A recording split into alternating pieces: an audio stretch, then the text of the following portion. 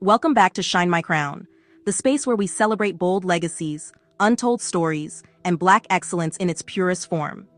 If you believe representation matters and history deserves to be remembered, take a moment to like this video, subscribe to the channel, and share this story with someone who needs inspiration today.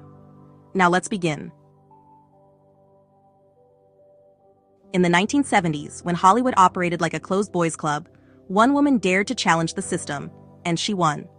Her name was Jessie Maple, and in 1975, she made history by suing the three major broadcast networks, ABC, CBS, and NBC, for discriminatory practices that kept Black women out of professional camera work.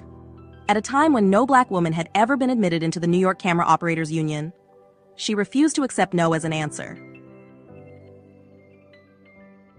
But here's what makes this even more powerful. Jessie Maple didn't even start in film.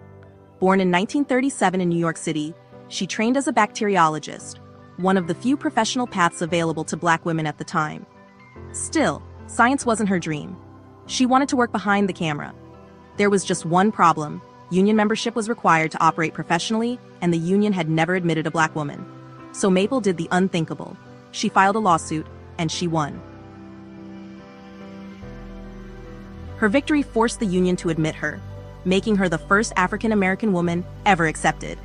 On paper, she had broken the barrier. But in reality, work offers were scarce. Industry resistance turned into quiet blacklisting. Doors opened, but opportunities did not follow.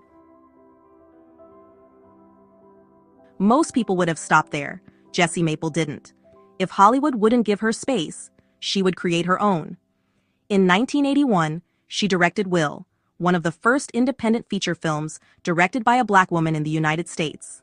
The film explored addiction, recovery, and community stories, mainstream cinema rarely touched.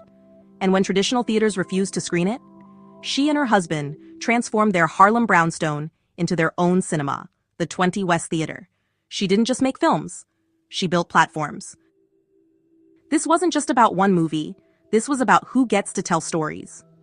In the 1970s and 80s, institutional barriers were deeply entrenched. If Black filmmakers couldn't access distribution, funding, or union protection, their voices could disappear entirely.